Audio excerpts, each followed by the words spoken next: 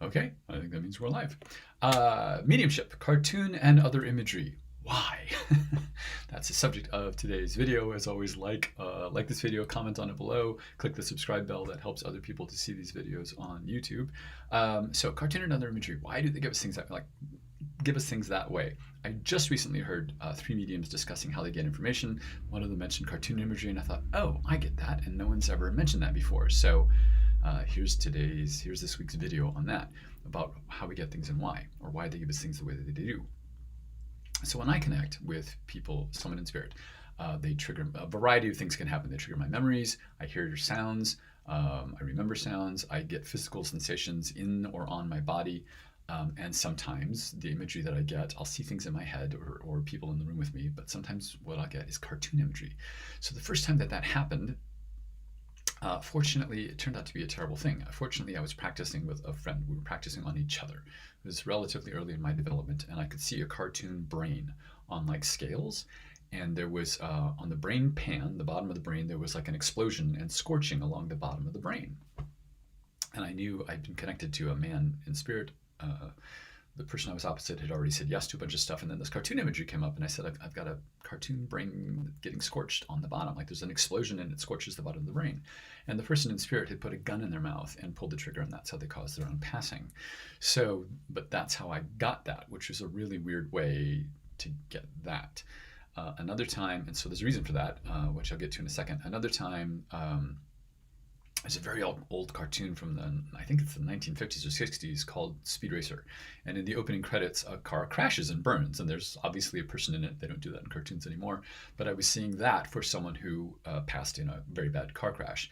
And then I've also seen the Roadrunner and the Coyote, with the coyote falling off a cliff. I've gotten that for someone who fell, and that's how they passed. So in all 3 of those instances, that was them, the person in spirits, I think, sparing me really graphic imagery, right? It was much gentler to get it in cartoon form than to see or experience what the actual person experienced as they were passing. But the thing about that is, and so I had to wonder about that, because I have seen in my real life and also in readings really graphic, awful things. So, and I was thinking, so why sometimes show me the graphic stuff, and why sometimes make it gentler with cartoon imagery? And I realized, well, every person is different, right? Every communicator, every person in spirit that you connect with is different.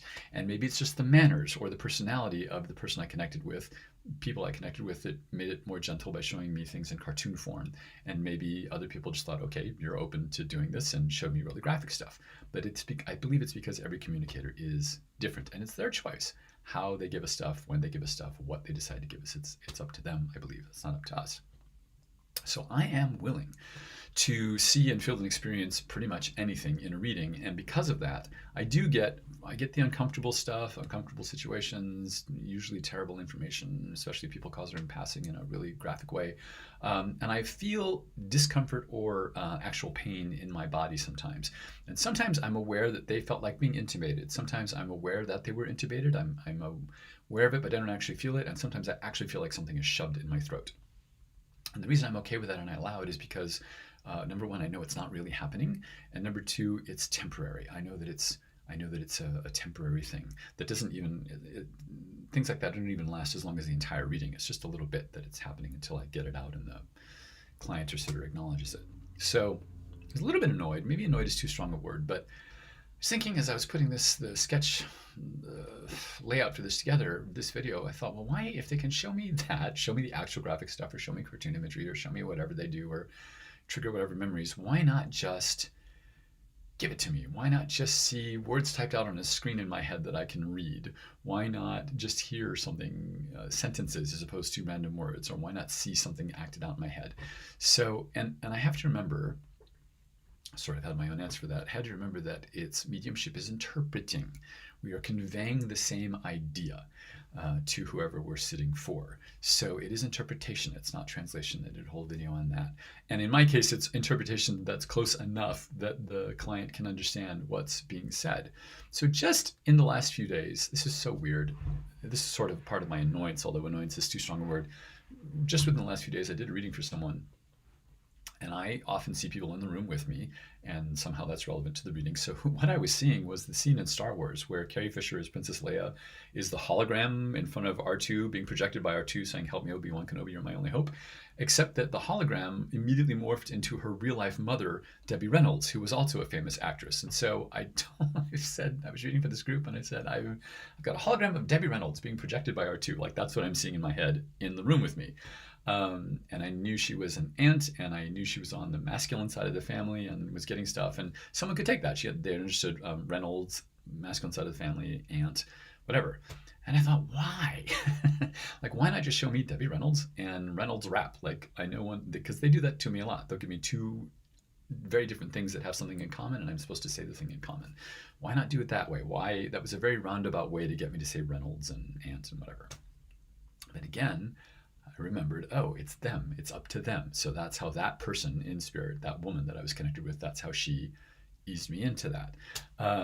And you know, it's not up to us. So I guess that, I don't know, the overall point of this video is you got to roll with it. Just roll with what you're getting, because each communicator is unique. They're each different. They will decide what they give you, how they give it to you, when they give it to you. And I think that's part of I realized as I was putting this together, it's part of my problem with insisting on them doing the same thing, doing it the same way. So there's a school of thought in mediumship that you run through this list where you want, cause of passing, you want their gender, you want their this, you want their that, and you run down this list in your head. And I know people who do that, and they're good mediums, but some of the readings are outstanding and some of them are just okay. And I thought, why the inconsistency? And I think it's because they're following that list. And each person in spirit, it's up to them. So maybe we do want, name, date, how you passed, what your gender was, were you married or not, what did you do for a living, what were your hobbies, whatever the list is in your head. But they're going to give you what they're going to give you. that's how it's going to work.